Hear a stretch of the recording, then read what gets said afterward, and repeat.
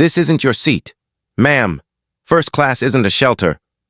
The words hit the air like a slap, cold and deliberate, coming from Heather Collins, the lead flight attendant, her voice slicing through the polished silence of the GoldenAir cabin. She wasn't whispering. She didn't glance around first. She said it loud, like it was policy, like she believed every passenger around her needed to hear it. But what she didn't know, what none of them knew, was that the woman she just humiliated in front of the entire cabin wasn't just another traveler. In less than 30 minutes, that woman's son would be standing at the front of this plane, revealing himself as the CEO of GoldenAir, and firing every last member of this crew right where they stood. But before we get into what happened next, tell me, where are you watching from? Drop your city down in the comments below. And if that opening hit you like it hit me, if you believe in dignity no matter a person's color or clothes, tap that subscribe button and give this video a like. Stories like this need to be heard. Now let's go back to where it all began, just moments before takeoff. Gate A4 at Atlanta's Hartsfield-Jackson International Airport. It was a warm Thursday afternoon, June 12th. Diane Harper, a 68-year-old black woman in a soft cream blouse and gray skirt, stood quietly in the first-class boarding lane of GoldenAir Flight GA716. She wasn't flashy, she wasn't loud, just graceful, poised. She clutched her boarding pass in one hand and a small leather handbag in the other. Her son, Jordan Harper, had surprised her with a first-class ticket to Los Angeles for her birthday. He'd told her to take a break, to finally enjoy the fruits of a life spent putting others first. And so here she was, seat 2A, second row, window seat, a gift from her son, a quiet celebration of motherhood, of love, of legacy. But as soon as she settled into that wide leather chair and folded her hands neatly in her lap, the atmosphere began to shift. Heather Collins, the white-lead flight attendant in her early 40s, marched down the aisle with a clipboard in hand, eyes scanning, lips pursed. She stopped short at Diane's row. Her smile faded. "Excuse me, ma'am," she said, with a tone that suggested anything but kindness. "This is seat 2A. Are you sure you're in the right place?" Diane offered a small, polite smile and handed over her boarding pass. "Yes, this is me," she said softly. Heather barely glanced at it. "Please step out for verification," she insisted, already gesturing to a white businessman standing nearby. His name, Trent Wallace, early 50s, cufflinks gleaming, voice full of arrogance. "Guess we're letting just anyone up here these days," he muttered, not even looking at Diane as he rolled his carry-on past her and dropped into the very seat she had just vacated. Diane stood there frozen, confused, heart pounding. "This is my seat," she repeated, but Heather was already moving on, saying sharply, "Ma'am, if you don't step aside, I'll have to mark you as non-compliant." Another attendant, Zach Whitman, young, white, with a smug grin creeping onto his face, leaned in and said just loud enough for others to hear, "She looks like she wandered in from coach." Diane's breath caught. She was standing in first class, on a paid ticket, but now she felt like she'd somehow committed a crime. Her back stiffened. Her hands shook as she clutched her purse tighter. "I've done nothing wrong," she whispered, but it didn't matter. Heather nodded toward a folding seat near the service galley and said coldly, "You can sit here until this is sorted out." Diane sat, stiff and small, on a narrow jump seat with no view, no cushion, and no dignity. A place usually reserved for staff, not customers, not mothers, not guests of honor. She lowered her eyes as murmurs grew louder around her. Then came the intercom. Heather's voice, casual but condescending. "Passenger originally in seat 2A. Your ticket is currently under review." Laughter trickled from the rows behind her.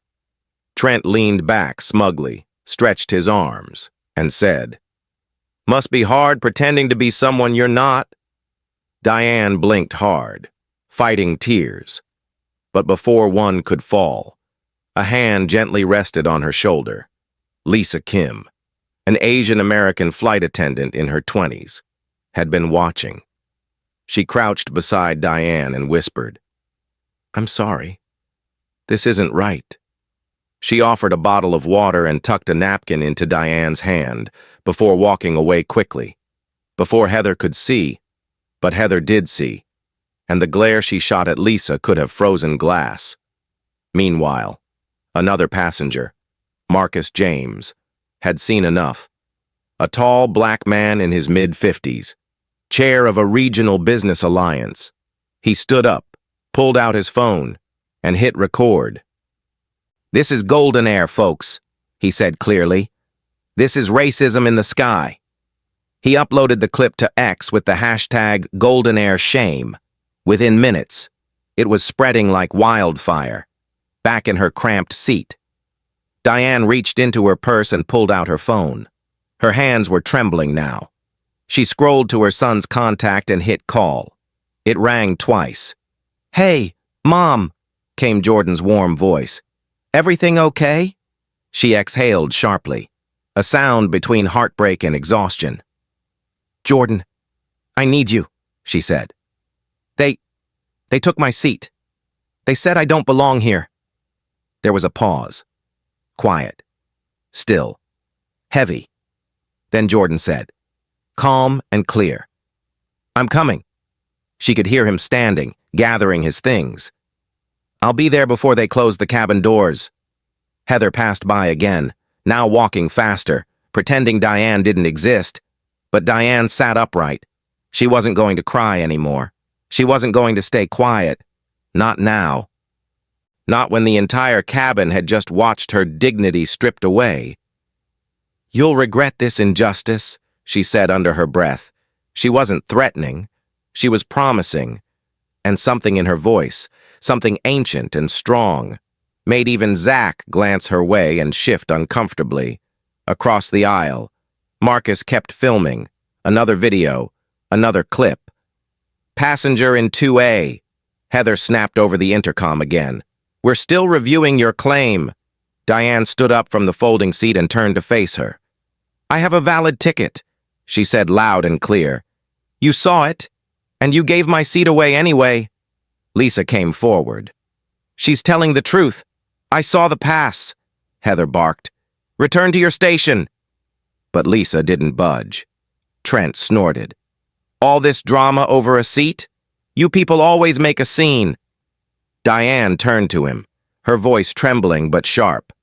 "I didn't ask for this scene. I just wanted to take the trip my son gave me for my birthday. I wanted peace. I deserve respect like anyone else." Her eyes met Heather's. "Return my seat, or prepare for what comes next." Heather crossed her arms. "You'll sit where you're told." "Ma'am." Diane sat back down slowly. "No, Heather," she said softly. "You've already decided who you think I am, but soon you'll learn who I really am." And just like that, Marcus's third video hit 100,000 views. In the cabin, murmurs turned to outrage. Passengers started whispering. People began pulling out their phones. Diane, still sitting on that cold, folding seat, watched it unfold quietly. A woman of grace, of strength, of history. And in that moment, it wasn't just about her anymore. It was about all the people who had ever been told they didn't belong. Heather's voice returned to the intercom, this time sharper, colder, slicing through the cabin with intent. "Passenger claiming seat 2A. Please remove yourself from the aisle and return to the courtesy seat." There was no doubt who she meant. All eyes turned once again toward Diane Harper, still seated near the galley on the metal folding seat they'd forced her onto just minutes ago. Heather didn't say her name, but the message was loud and public. This wasn't a routine announcement. It was targeted, designed to humiliate. Heather stood with her arms crossed, her tone firm and full of disdain. Zach Whitman, standing a few steps behind, chuckled under his breath and added just loud enough for others to hear. "She's still here? Thought she'd know better by now." And then, as if rehearsed, he motioned to another white passenger holding a boarding pass and said, "We're putting you in 2A, sir. Apologies for the confusion." Diane turned slowly, her eyes locking on the man now approaching the seat her son had reserved for her. Trent Wallace, smug as ever, leaned over his armrest and muttered, "Always demanding equality, but never knowing your place." The words didn't hit like a sudden punch. No. These were slow, heavy, soaked in history. Diane sat motionless, her back ramrod straight, her gaze fixed on the wall in front of her, as if staring past the moment into something larger, something older. Inside her purse, her phone vibrated. A message from Jordan flashed across the screen. "Boarding my jet now. Sit tight." Diane's fingers trembled as she typed back, "They said I'm not worthy to be here." In an office tower in Los Angeles, Jordan stood at a floor-to-ceiling window, his tie loosened, his face tightening. He didn't ask for clarification. He didn't text back. He simply turned to his assistant and said, "Clear my schedule. Charter the jet. I'm going to Atlanta." Diane sat quietly as Zach passed by again, looking her over like she was an inconvenience, something out of place. He leaned closer and muttered, "This is first class, not a protest." She said nothing at first, but then, quietly, with all the grace she still had, Diane replied, "I didn't come here to protest. I came to fly." Meanwhile, just a few rows behind, Marcus James was back on TikTok. His live stream showed Heather standing smugly with her hands on her hips and Zach pacing like a nightclub bouncer. His voice over the video was calm but filled with fire. "This is what it looks like," he told his growing audience. "GoldenAir is shaming a black elder because she looks wrong in first class. This ain't a misunderstanding. This is targeted. This is bias." Comments poured in. "Unbelievable. Tag the airline. Get her son on the phone." Little did they know, her son was already coming, back on the plane. Heather and Zach stood near the galley, whispering. "She's making us look bad," Zach said. "She's going to be a problem," Heather scoffed. "We'll label her disruptive, document her behavior." Lisa Kim, watching from the service station, felt her stomach twist. She had heard enough. She stepped forward, gently approached Diane, and crouched down again. She whispered, "Ms. Harper, I see you. This is not okay." Diane looked at her with quiet eyes. "You don't have to risk yourself for me, dear." But Lisa shook her head. Sometimes silence does more damage than speaking out. She handed Diane a second napkin, folded neatly, inside. She had written her full name and badge number. A silent promise. "I'm with you." Diane held it like a lifeline. Heather caught sight of the exchange and barked, "Kim, back to your station, now!" Lisa rose but didn't respond. She walked slowly back, her eyes full of something the others had long lost. Conscience. Behind them, the atmosphere had shifted. A murmur rolled through the cabin like wind before a storm. People were whispering, watching, filming. A middle-aged white woman leaned to her husband and said, "She's been quiet this whole time. Why are they treating her like a threat?" A Latino businessman in row 4 said aloud, "That ain't right. Not in front of all of us." Slowly, the walls of silence were cracking. Diane closed her eyes for a moment. In that quiet space, she found her spine. She sat up straighter. She pressed the wrinkles from her skirt. She reached for her phone again, not to call Jordan this time, but to start typing her own statement.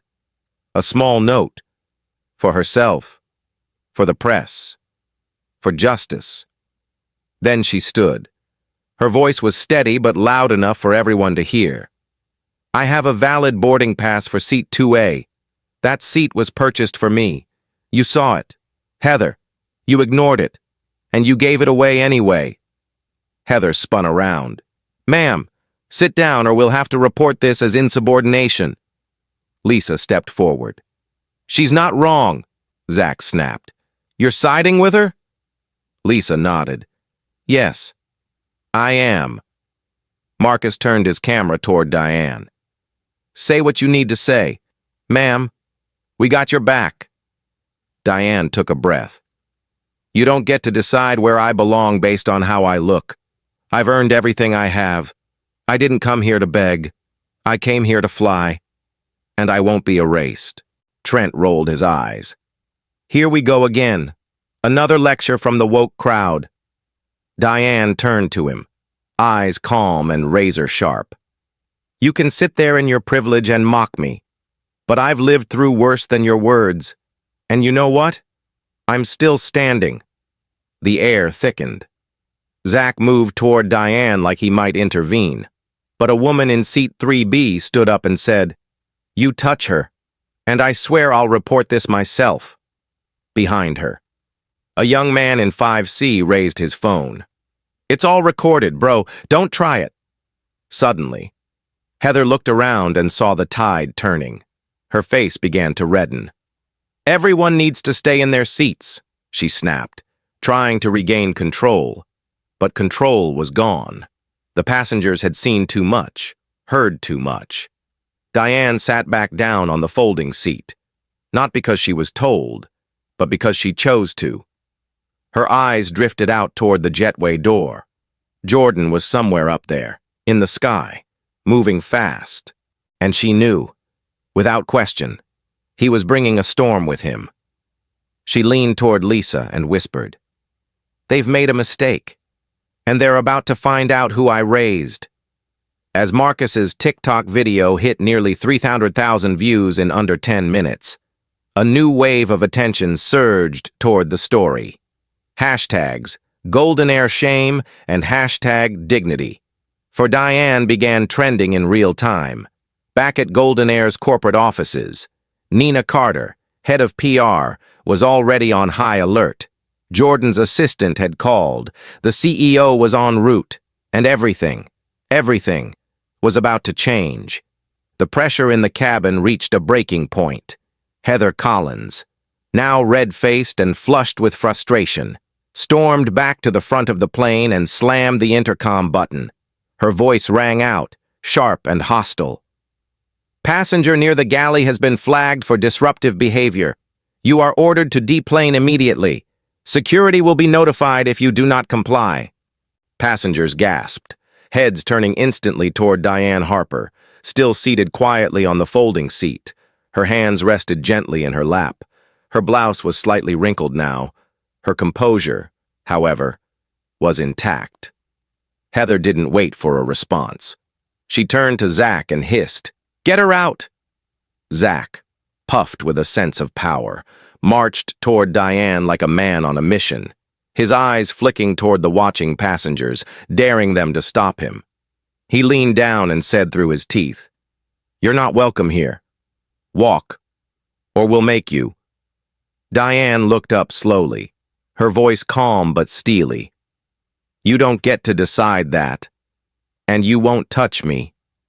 The moment hung in the air like lightning about to strike. Just then, Trent Wallace leaned back in seat 2A, arms crossed, voice loud enough to project, This whole flight's being held up because someone can't accept reality. You're not in the club. Lady, get over it. That did it. A woman in row 3 stood up, a Latina mother in her 40s. She turned toward Trent and said, She paid for that seat, didn't she? This isn't about rules. It's about how you all treat people who don't look like you.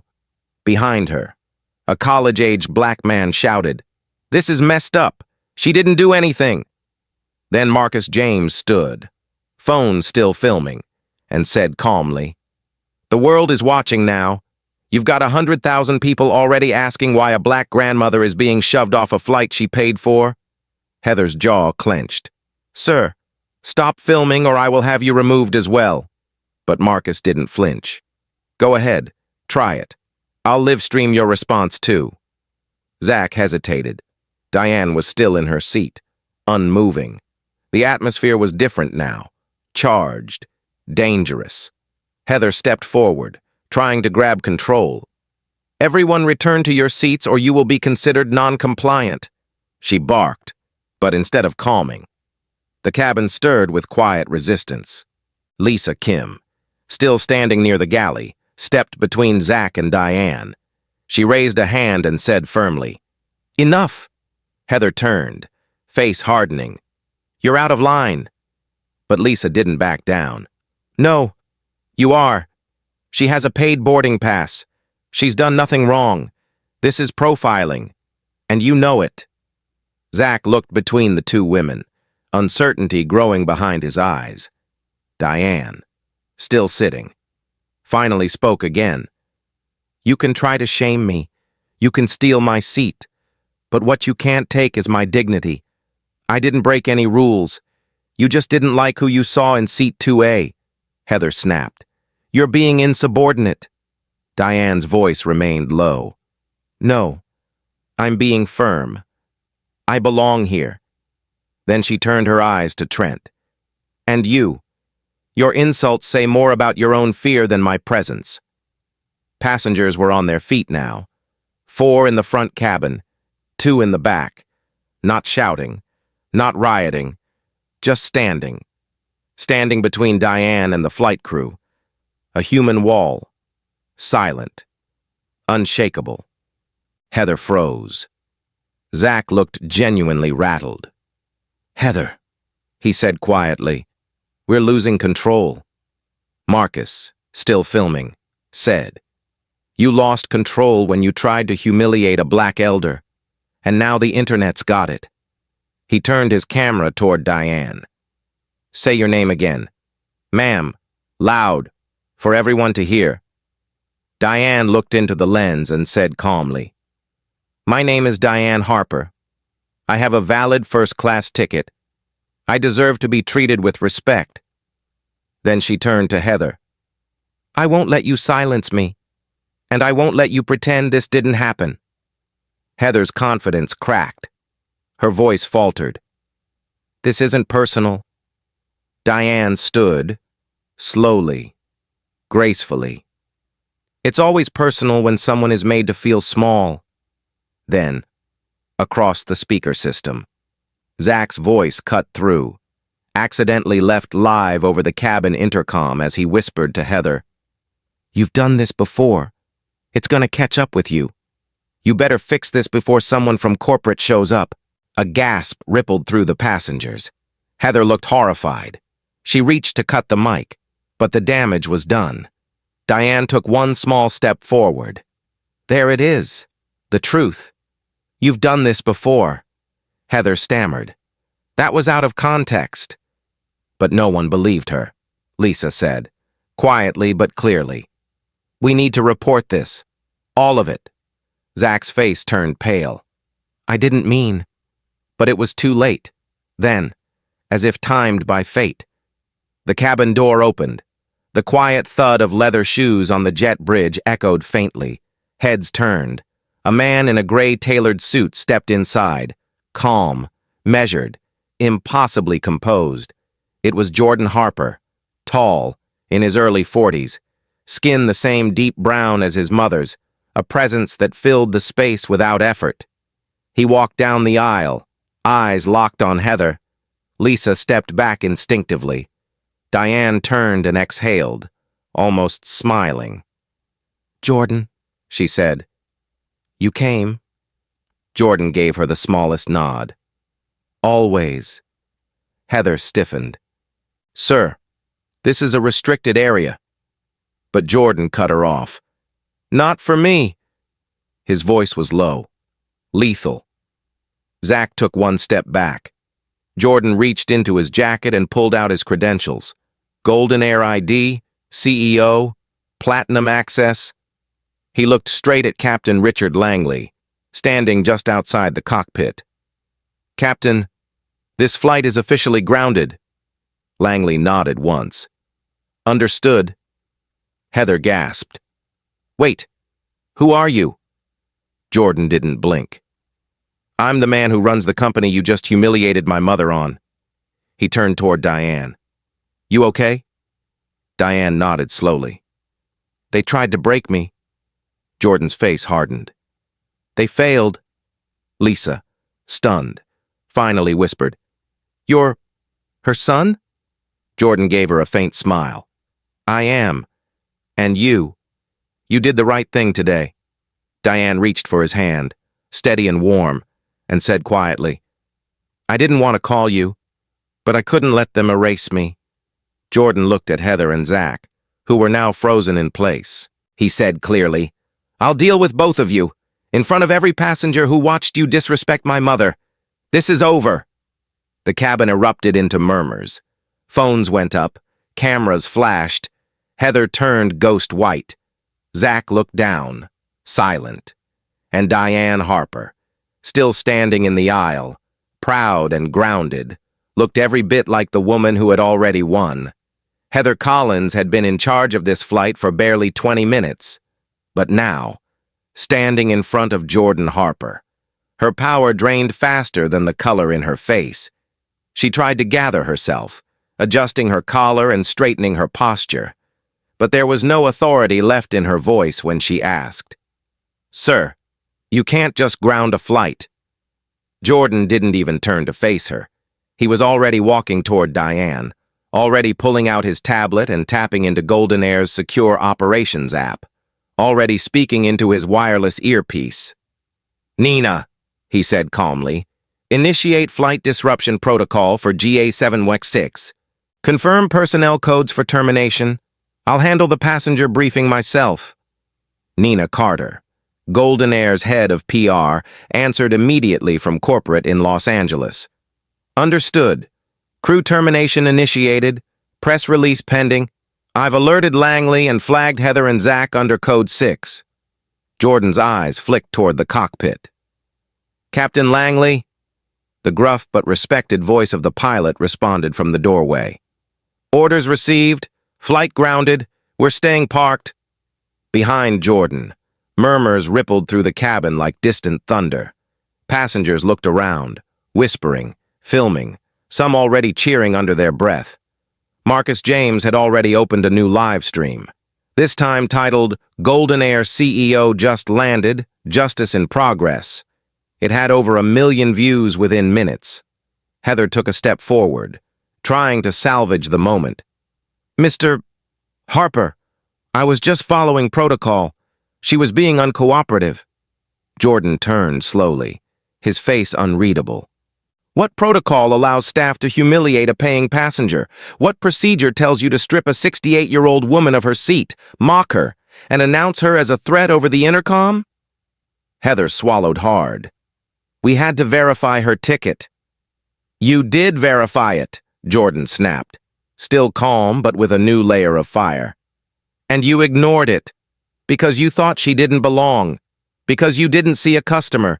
You saw a target. Zach shifted beside her, looking increasingly uncomfortable. Jordan turned to him next.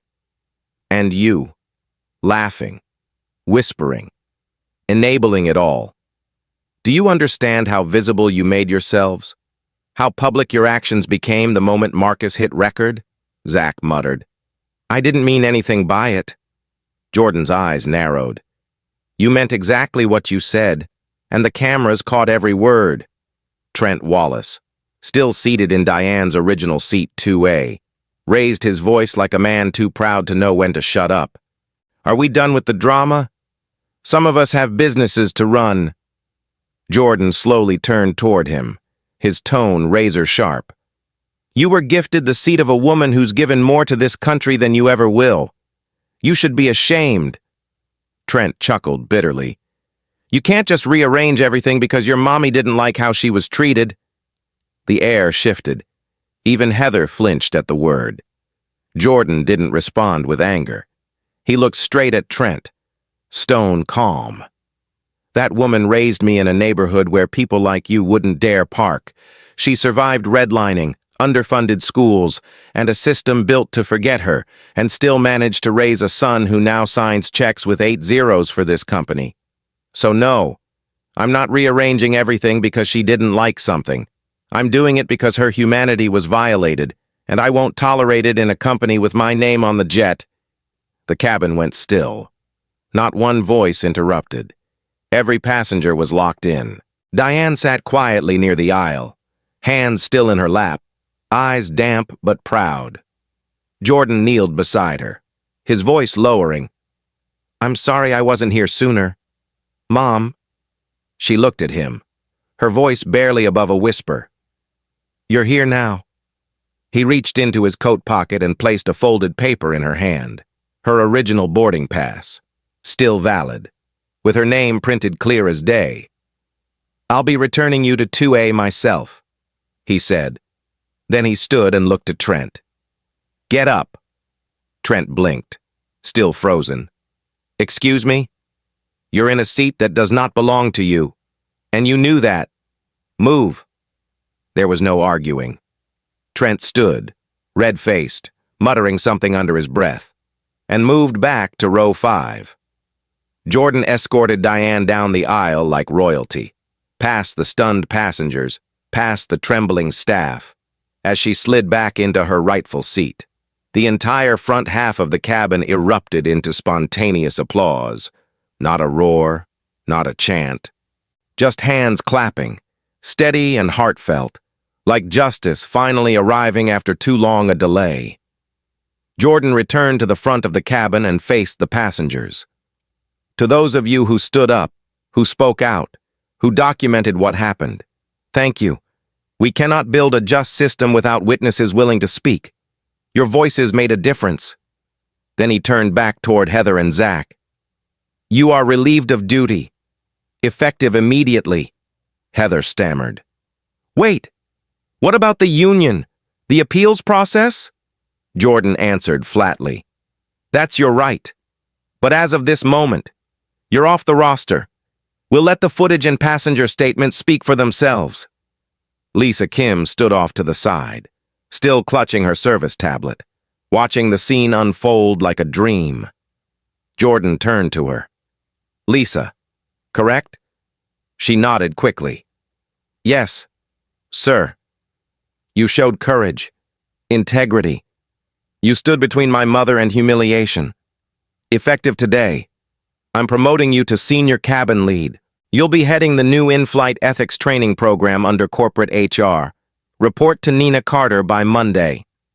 Lisa's mouth fell open, speechless. Diane looked toward her and gave a soft smile. "You made a difference today," she said gently. Captain Langley stepped forward.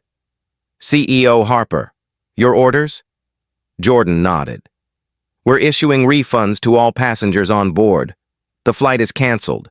Those who wish to rebook will be prioritized. Those who don't will receive full compensation." Langley tipped his head. "Understood." Jordan turned back to his mother, the weight of the moment beginning to lift.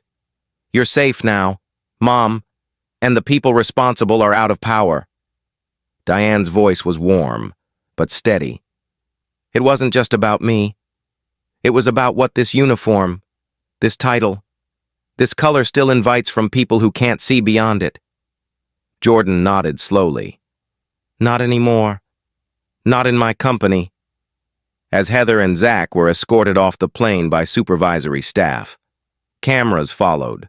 Marcus James kept streaming, narrating the moment with quiet intensity. "You're watching GoldenAir's CEO stand up for his mother. You're watching justice in real time." The live stream now had 2.1 million views. Hashtags Respect Diane and hashtag CEO Justice trended instantly. Nina's team at GoldenAir headquarters had already sent out a press release. Within an hour, major networks would pick up the story. And for the first time that day, Diane exhaled fully. She sat back in seat 2A, eyes closed, chest rising slowly. For once, she didn't have to defend her right to be there. She just had to breathe. The air inside the cabin felt different now, charged, heavy, waiting.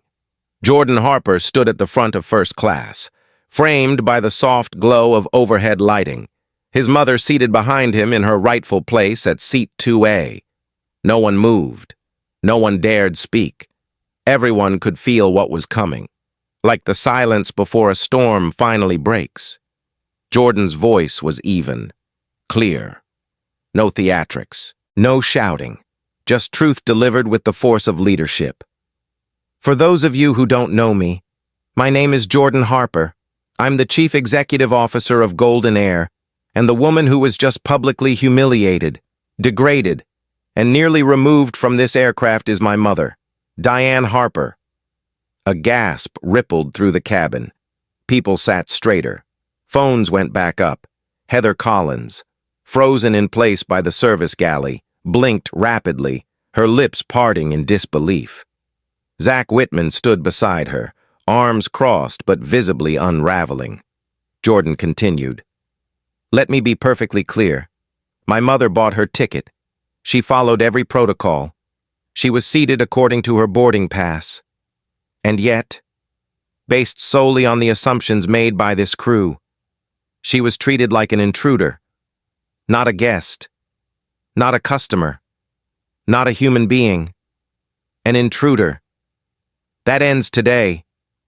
Heather stepped forward, desperate now. Sir, I had no idea. If I had known she was related to you, of course I wouldn't. But Jordan cut her off, sharp and firm. That's exactly the problem. You shouldn't need to know someone's title or family connection to treat them with decency. You should do it because they're a person, not because they hold power, not because they're a CEO's mother, just because they're here, because they exist, because they matter. Heather tried again, her voice cracking. We were just verifying. Jordan didn't flinch. You didn't verify anything. You humiliated her. You reassigned her seat. You called her out over the intercom like she was dangerous. You let a passenger mock her from her rightful place. You let your team whisper insults like it was normal. He turned to Zach. And you? You enabled it. You laughed. You reassigned her seat. You stood by and called her a fraud. Do you deny it? Zach looked down. No, sir, he muttered. I don't. Jordan stared at him, then looked back toward the watching passengers. GoldenAir has a zero-tolerance policy for racial discrimination, microaggressions, and any behavior that undermines the dignity of our guests, effective immediately. Heather Collins and Zach Whitman are terminated from employment. Their rehire eligibility is revoked indefinitely. Gasps and murmurs swept through the cabin. Heather staggered back, her hand gripping the galley wall. You can't fire me on the spot, she whispered, panic creeping in. Jordan nodded calmly. Actually, I can, and I just did. Lisa Kim, standing nearby, blinked in disbelief. She looked to Diane, then back to Jordan, unsure of what to say. Jordan turned toward her next. Lisa Kim, you did something rare. You showed courage when it mattered. You spoke up when others stood silent. You protected a passenger, not because of who she was, but because it was the right thing to do. Lisa's mouth opened, but no sound came out. She simply nodded. Eyes shining, Jordan continued. Effective immediately. I'm promoting you to senior cabin lead, with authority to train and oversee GoldenAir's upcoming in-flight bias reform program. You'll report directly to corporate HR, and I want your input on every step of the redesign process. Lisa finally spoke, her voice trembling. Thank you. Sir, I was just doing what felt right. Diane, from her seat, smiled softly. And that's exactly what this world needs more of. Captain Langley stepped forward from the cockpit, his hands folded respectfully. Mr. Harper, orders have been executed. The flight's officially grounded. Terminations are logged in the system. Rebooking procedures are ready. Jordan nodded. Thank you, Captain. I appreciate your professionalism. Then, addressing the passengers. Jordan raised his voice gently. "Ladies and gentlemen, I understand this isn't how you expected your day to go. You'll all be rebooked or refunded, and any inconvenience caused will be compensated. But this was never just about a delay. It's about the kind of company we choose to be, and I refuse to lead one that allows people to be degraded based on race, age, or appearance." Spontaneous applause broke out again. Bigger this time, fuller, more grounded. Diane sat quietly through it, letting it wash over her, not out of pride, but out of a deep, overdue relief, the kind that settles into your bones when someone finally stands up and says, "No more." Heather tried once more, voice thin and cracking. "This will ruin me." Jordan looked at her, unmoved. "You ruined yourself. All I did was hold the mirror up." Zach, pale and silent, simply turned and walked down the aisle, exiting the cabin without a word. Heather followed, slower. Her shoulders slumped. A few passengers looked away. Some didn't. Some wanted her to see what justice looked like when it finally showed up. Marcus James lowered his phone briefly and said, "That's how you clean house." Lisa Kim turned to him with a nod. "That's how you lead." Jordan walked back to seat 2A and knelt beside his mother again. "You all right?" Diane nodded gently, her voice low. "I've never felt more seen in my life." He placed a hand over hers. "I'm sorry you had to endure that, but I promise, it won't go unaddressed." Diane looked into her son's face. "You didn't just fix it. You reminded them who we are." She glanced around the cabin, still hushed, still watching, still absorbing every second. "I'm here because I earned it, because I deserve it, not because my son is the CEO. I want them to remember that." Jordan nodded, his voice soft but resolute. "They will. I'll make sure of it." From the front of the aircraft, Nina Carter's voice came through Jordan's earpiece. "Media outlets are already picking up Marcus's footage. Hashtags are trending. Public support is massive." "Want me to hold a press statement?" Jordan responded without hesitation. "Yes. Title it, 'GoldenAir issues apology following incident involving CEO's mother. Immediate firings and policy reform announced.' Push it to all outlets. We're not hiding from this. We're fixing it." Diane squeezed his hand. "Don't just fix it. Jordan, change it." And in that moment, it was clear. This wasn't just a story about a woman wronged. It was the beginning of something larger. A turning point. A line in the sand. As the cabin doors closed behind the dismissed crew, Lisa helped distribute water and snacks, trying to bring calm back to the shaken passengers. But the energy on board had changed. They weren't just customers anymore. They were witnesses.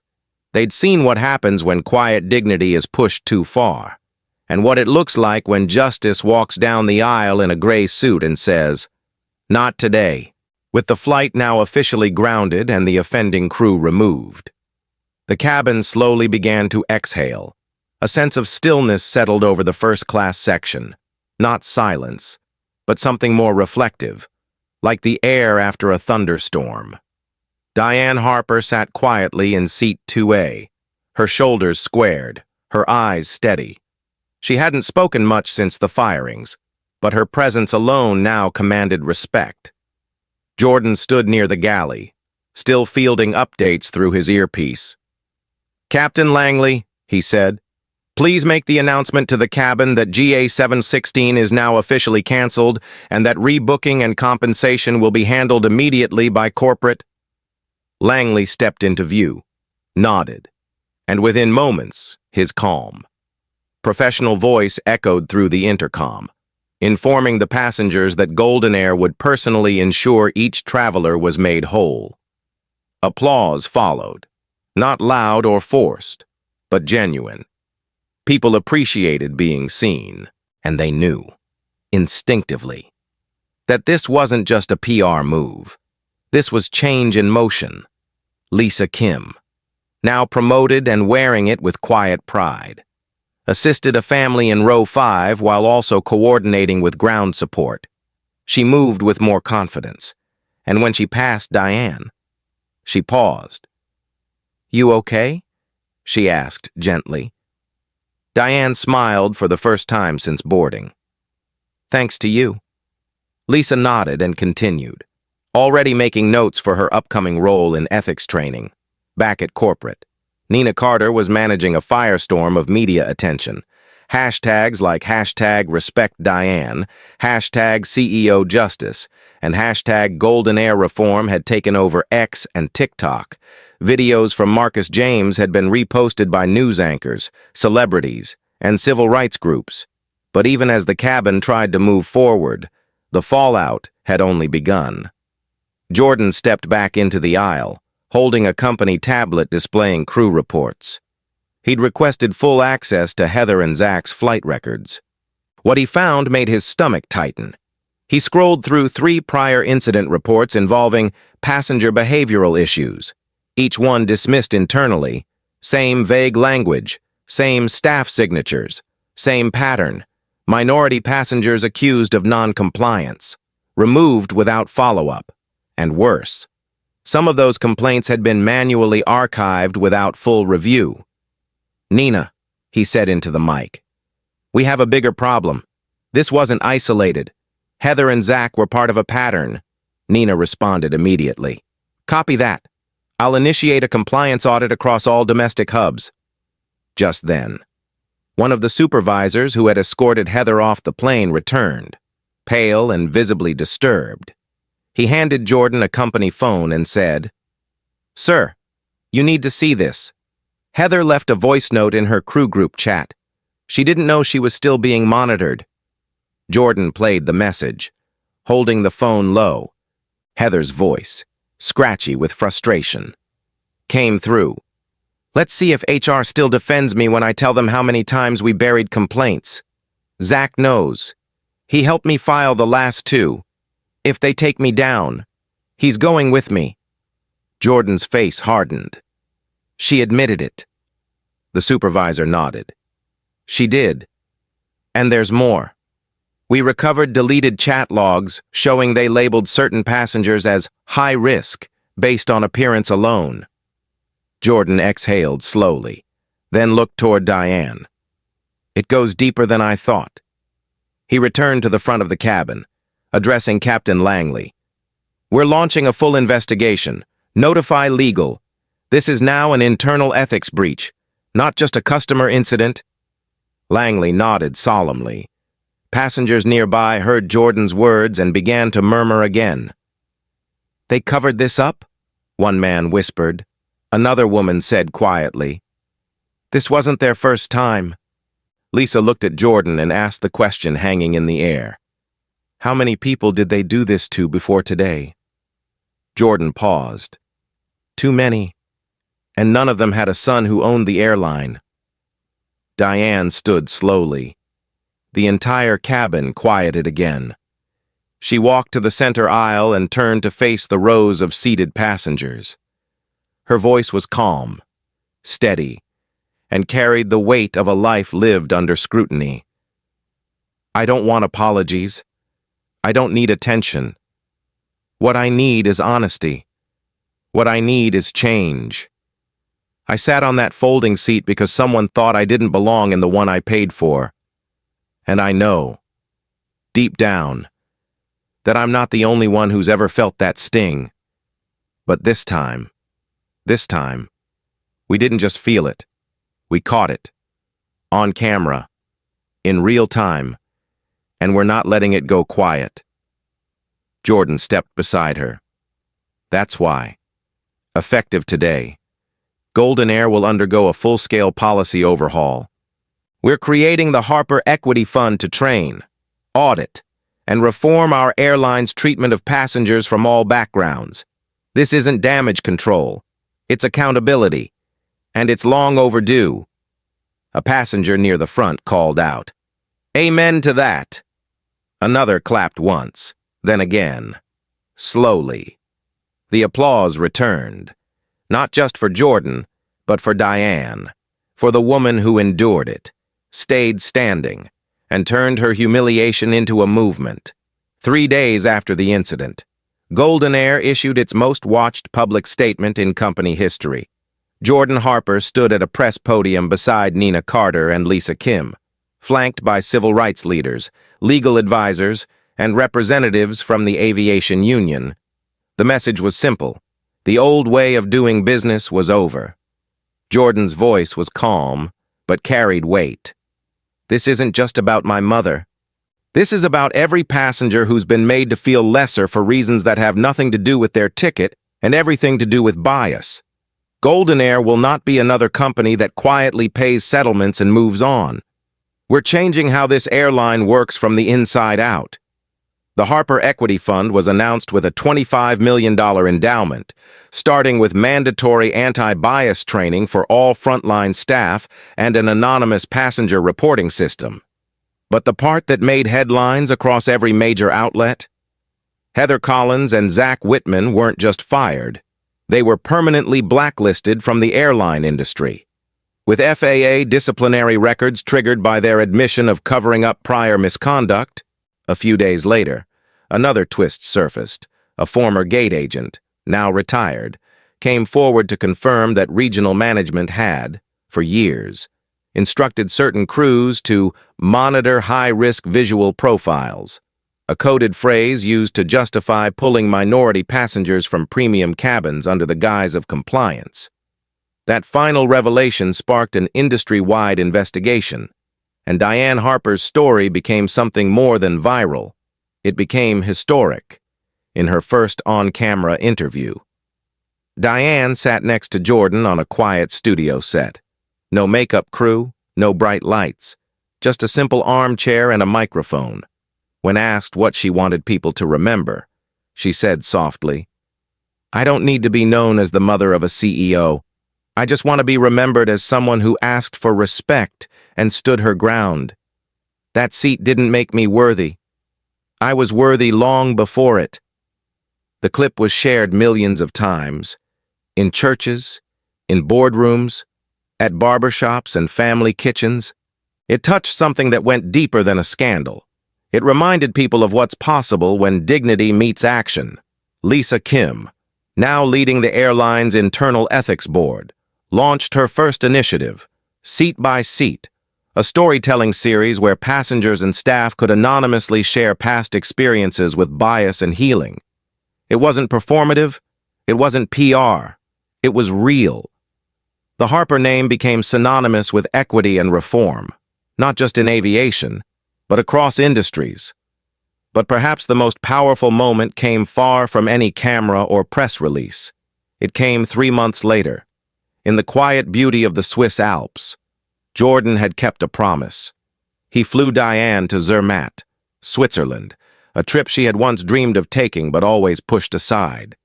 They stayed in a small, sunlit chalet with a view of the Matterhorn, no boardrooms, no conference calls, just air, mountains, and time. One morning, as snowflakes drifted gently onto the windowsill, Diane stood on the balcony in a cream wool coat.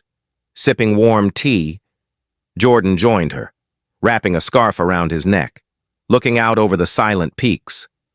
"You know," she said, "it's not about what seat you're in. It's about who you are when people try to take it away." Jordan nodded. "And you reminded me who I am too." They didn't need to say much more. Sometimes healing doesn't come in grand gestures, but in stillness, in being seen, in being safe. Back in the States, the Harper Equity Fund continued to grow. Other airlines reached out to GoldenAir to model similar reforms.